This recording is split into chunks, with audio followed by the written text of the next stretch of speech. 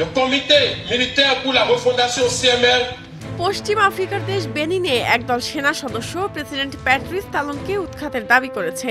৭ December রোববার সেনাদের একটি ছোট দল রাষ্ট্রীয় টেলিভিশনের নিয়ন্ত্রণ নেয় এবং ঘোষণা জানায় তালন আর দেশের প্রেসিডেন্ট নন। সেনারা নিজেদের পরিচয় দেয় মিলিটারি কমিটি ফর রিফাউন্ডেশন নামে, তবে সরকার বিষয়টি অস্বীকার করেছে। প্রেসিডেন্ট কার্যালয় এএফপিকে জানায় এটি গুটি কয়েক সেনার সীমিত পদক্ষেপ। নিয়মিত বাহিনী নিয়ন্ত্রণ পুনরুদ্ধার করেছে, শহর ও দেশ নিরাপদ।